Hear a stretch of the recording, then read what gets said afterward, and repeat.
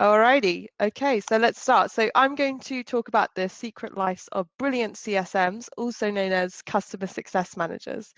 And before I talk about the secret lives of brilliant CSMs, I wanted to give you a view of the journey that has got me here to this privileged position to speak to you all today.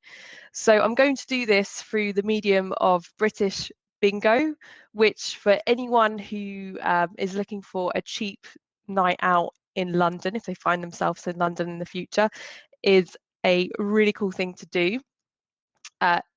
If you go to a British Bingo Hall, you'll find lots of interesting characters, and you'll also hear a lot of rhyming phrases to the numbers that they call out. So, for instance, when they call out 60, they'll call that grandma's getting frisky.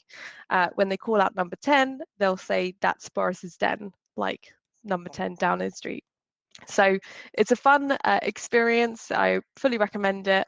And you can easily make friends with people by complimenting them on their dabbers, which are the bingo dabbers that they carry around. So my journey and my bingo card that has got me here today starts with the number 4, as they would call it, knock on the door. And number 4 represents the number of law firms that I actually worked in prior to joining the software as a service industry and finding my way into customer success. The number 90, or as they say in bingo, top of the shop, because it's the highest number that you can get on a bingo card. That's the number of customers who at different software companies I have personally onboarded, trained, renewed, and grown.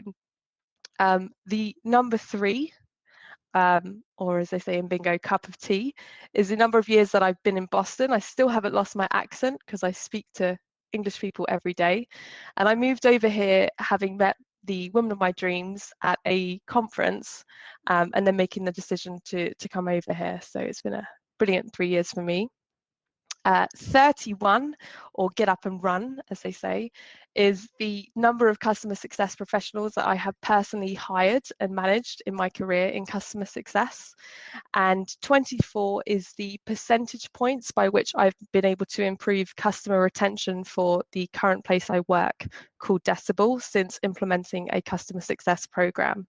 So in the game of life, or the game of British Bingo, I didn't go out to seek to work in customer success. The customer success life definitely chose me, but I'm very grateful that it did. And that's because we really do live in the age of the customer. And it's a phrase that's thrown around a lot. So I'm just going to explain what I think that means. The age of the customer represents the fact that customers nowadays have more choice than they ever have before. And it's really easy as a customer to change the type of service that you subscribe to, because there are so many subscription services out there. As a result, there has been a massive rise in customer success as a profession, and customer success managers, according to LinkedIn, is one of the most popular roles of 2020. In fact, they've noted a 736% increase in the role since 2015, and they've also reported that 60% of customer success managers have had pay rises in the past 12 months. So it's definitely a interesting and fruitful opportunity. And, I think, having spoken to a couple of people earlier at the customer success table, there's a lot of similarities with customer success and traditional types of reports. But this here really kind of explains the difference between the traditional customer support, which is very reactive, and the more proactive customer success. So the similarities with customer support and customer success is that they're very much designed to improve customer experience, which is they both aspire to improve the interactions that you have with the customer, but support is much more reactive. So support is more around helping customers through issues, through a call center, whereas customer success is much more proactive, helping a customer meet their desired outcomes. And whilst customer success is quite a new thing and there's still a lot of variance in it, the 3 metrics that I'm showing now are the ones that really underpin most customer success programs. So you're looking in a customer success role to increase customer retention, increase the adoption of the product that your customer is utilizing, and ultimately increase the spend or the growth of the customer with your product. And within these metrics, there's a ton of different acronyms and things that you'll find in customer success roles. So a day in the life of the customer success manager will be very focused around improving these metrics by helping a customer through onboarding, helping them through training, helping them through a renewal. And there's lots of different processes and playbooks out there to help a customer success manager get through and improve these metrics. But it takes a lot more than just playbooks to make a great customer success manager, let alone a brilliant one. And that really fascinates me, right?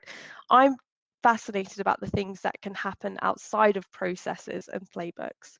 In fact, I crave to bring these back into the fold and to bring out the best in the people I'm surrounded by outside of just the processes that are put on top of them.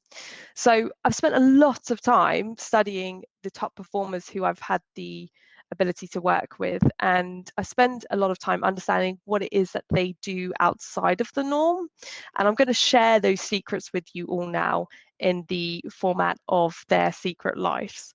So the first one is that brilliant customer success managers are also brilliant recruiters. That's because customers really need a team around them to meet their desired outcomes. Particularly in a business to business world, this is especially important because it takes a number of people to get things set up and to keep things up to date. Brilliant CSMs will act as a recruiter because they are there to constantly find new people within their customer teams to help the customer achieve their success plan.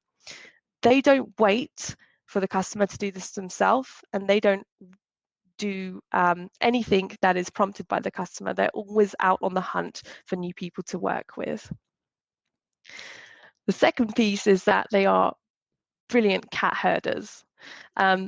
So with customers of all sizes, I've tend to focus my career working with enterprise customers, but even with the smaller customers, there is an unimaginable amount of silos and disorganization. And the most robust plans or programs can really fall at the seams. So it's important to have patience and persuasion.